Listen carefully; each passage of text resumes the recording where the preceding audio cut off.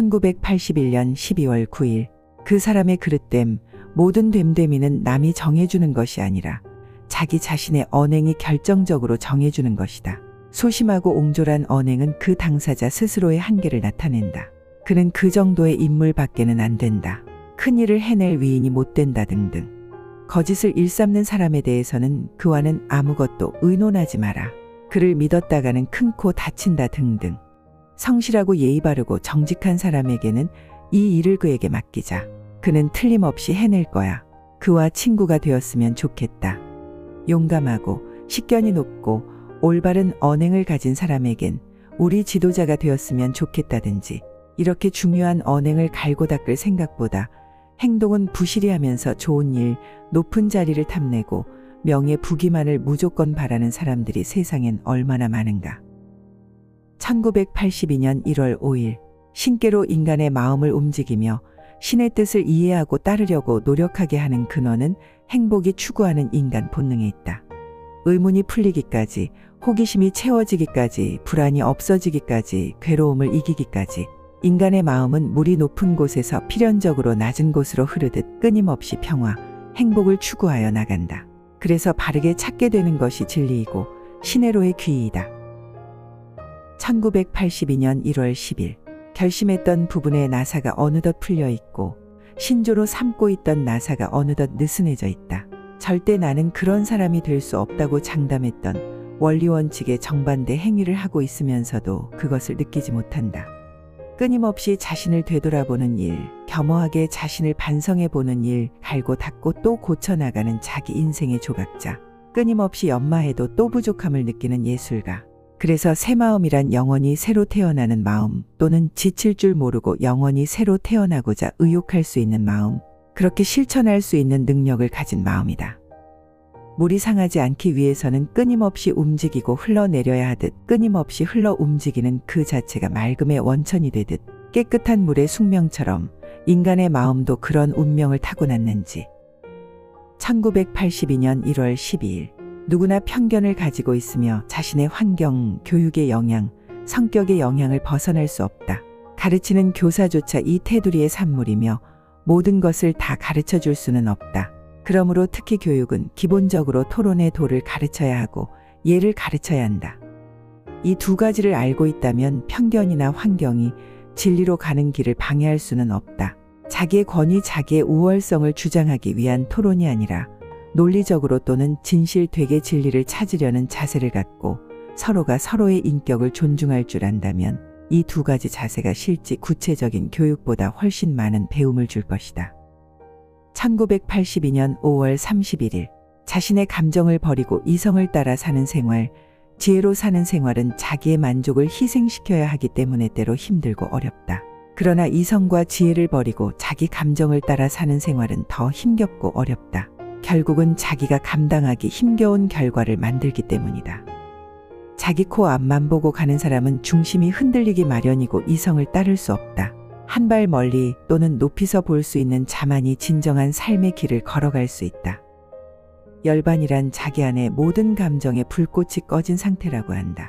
이 불꽃들은 인생 고해의 원인이 된다고도 하겠지만 해탈과 열반의 길로 밀어주는 역할도 할 것이고 하늘의 뜻을 향해 나아가는 사람을 갈고 닦아 더욱 빛나게 해주기도 하고 어떠한 삶을 지금 살고 있는가 하는 시금석의 역할도 할 것이다. 1982년 6월 3일 이성으로서 자기 자신의 감정을 완전히 지배할 수 있는 사람, 지배된 자신을 지혜의 옷을 입혀 언행으로 옮길 수 있는 사람.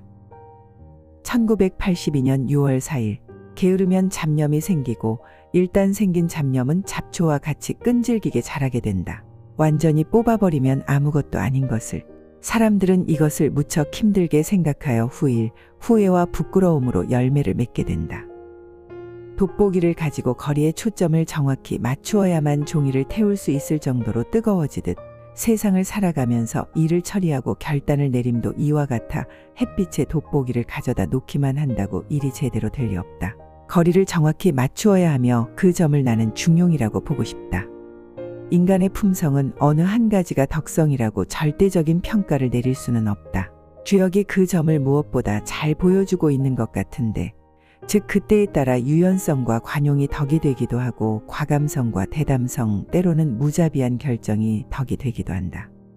무엇보다 지도자는 이 점을 잘 갖추어 태도를 결정해야 하는데 사랑도 자비도 달리 말하면 이러한 덕성, 품성이 제때 제격에 맞게 드러나고 실천되었다는 뜻이 될 뿐이다. 1982년 8월 3일 참된 명예란 높은 자리나 부귀영화가 만들어주는 것은 아니다. 남이 아무리 칭송한다 하더라도 자신이 스스로를 돌아보아 부끄러운 일이 많다면 그것은 물거품보다도 못한 명예이다.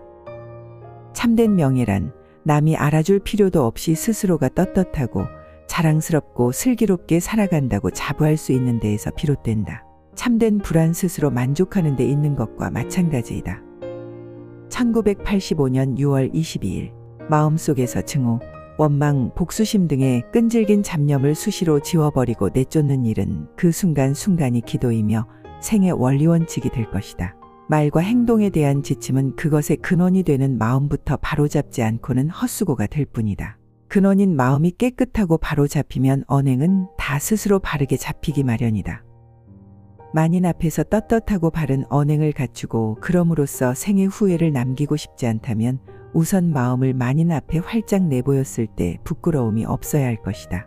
그러고 나면 그 나머지는 모두 자동적으로 이루어질 것이다. 1985년 7월 26일 일본 사람들이 식민사관을 만들어 굳이 우리 민족은 열등하다는 생각을 심고자 했고 그럼으로써 자기들의 식민정책을 합리화하려 했던 잘못을 지금 현재는 한국 사람이 자신의 나라에 대해 저지르고 있다. 70년대 한국 역사에 대해서 아직도 한국만이 일제시대 그 왜곡된 역사관에서 완전히 벗어나지 못하고 있는 것을 보면 현재 왜곡시키고 있는 우리의 역사는 지금 자라나는 청소년들의 의식을 얼마나 오염시키고 있는 것일까? 외국인도 아니면서 어떻게 자기 나라의 역사와 사회에 대해 이렇게 큰 죄악을 저지를 수 있을까? 역사는 발전의 과정이며 성장에는 반드시 시간이 필요하고 순서가 있는 법이다. 시대에 대응해서 달라져야 한다. 외국도 마찬가지이다. 그리고 대를 지나면서 이어받아 계속 발전시켜 나가는 것이다. 현재 우리나라에선 이와 같이 당연하고 엄연한 사실을 무시하려 하고 있다. 마치 70년대에 지상천국이 이룩되었어야 하는데 그것이 안 된 것은 일부러 나라를 망치려 했기 때문인 것처럼 70년대의 노력과 땀이 없었다면 지금 우리 민족의 설 땅이 과연 어디 있을 수 있겠는가? 언제나 역사의 발전은 일시에 이루어지지 않는 법이다.